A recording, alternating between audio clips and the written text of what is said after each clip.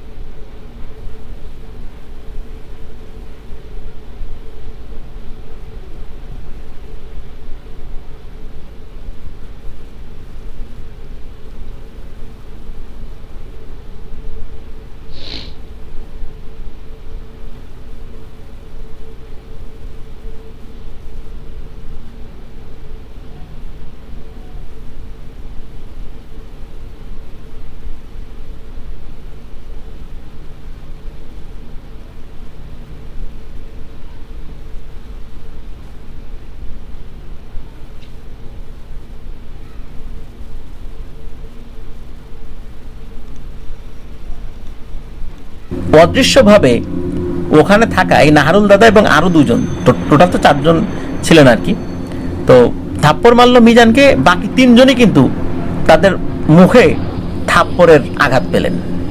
মানে একই থাপ্পড় একসাথে 4 জনের গালে লেগেছে।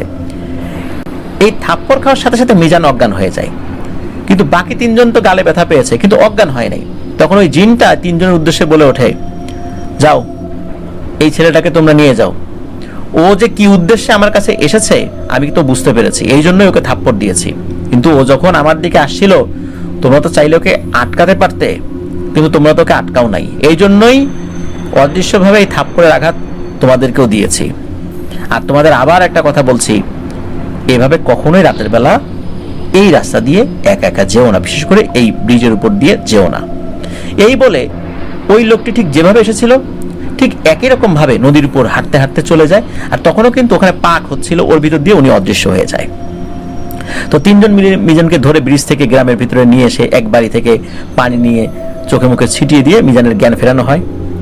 তো এখনো এই নাহারুল দাদার কানে সেই কথাটি বাজে, আমি যদি আবার মুক্ত হই তোর কাছে আসবো আর তোকে কিন্তু নিয়ে যাব।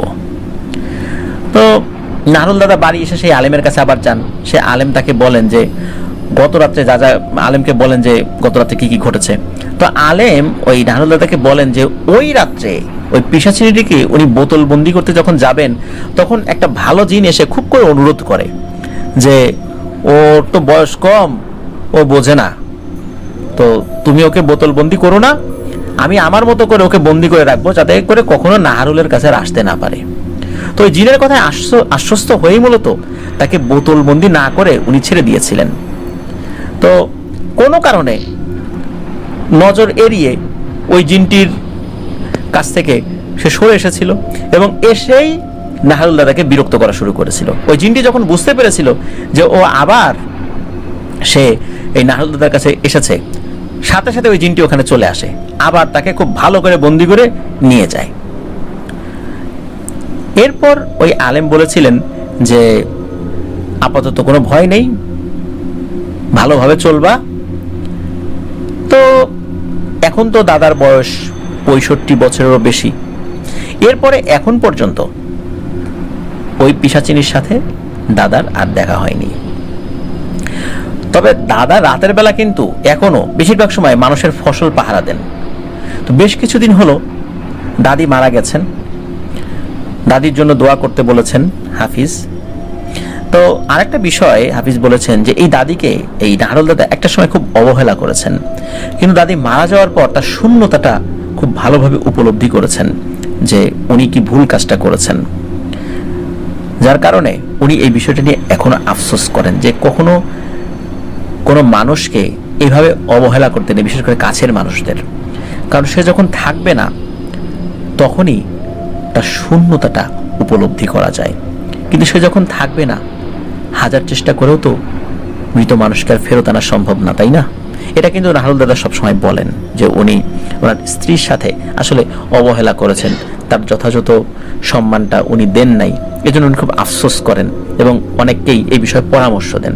তো নাহারুল দাদার স্ত্রীর জন্য আফনান দ্য হরর ওয়ার্ল্ডের পক্ষ থেকে দোয়া রইল, আল্লাহ ওনার ভুল ত্রুটিগুলো ক্ষমা করুন, জান্নাতুল ফেরদৌস নসিব করুন। নাহারুল দাদার জন্য দোয়া রইল, উনি আরও দীর্ঘদিন আল্লাহ তাআলা তাকে হায়াত দান করুন, সুস্থ রাখুন, এবং ওনার সাথে আরও অনেক ঘটনা আছে, উনি সেই ঘটনাগুলো আমাদেরকে যেন হাফিজের মাধ্যমে পাঠান, আফনান দ্য হরর ওয়ার্ল্ডের লিসেনারদের জন্য পাঠান। চুয়াডাঙ্গায় কিন্তু আমাদের অনেক লিসেনার রয়েছেন, যেটা আমি জানতে পারি বিভিন্নভাবে। তো ইনশাল্লাহ কখনো চুয়াডাঙ্গা গেলে চুয়াডাঙ্গার লিসেনারদের সাথে কিশোরগঞ্জের মতো ওনাদের সাথেও ইনশাল্লাহ দেখা হবে।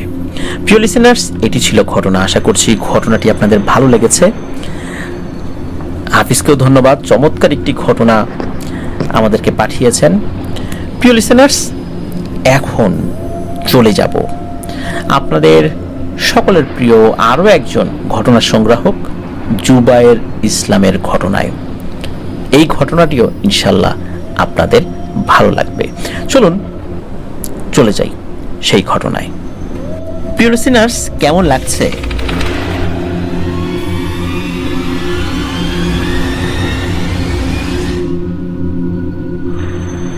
প্রিয় লিসেনার্স, জুবায়ের ভাইয়ের পাঠানো ঘটনাতে চলে এলাম। এই ঘটনাটি এখন আপনাদের সাথে শেয়ার করব।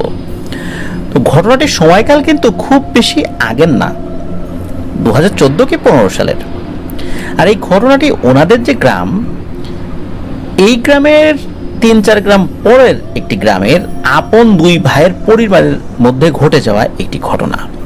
ঘটনাটি উনি সংগ্রহ করেছেন ওনার চাচা আবুল কালামের কাছ থেকে, যিনি এর আগে রাসু জেলের ঘটনাটি দিয়েছিলেন, এবং আপনারা কিন্তু সকলেই ঘটনাটি খুব উপভোগ করেছিলেন।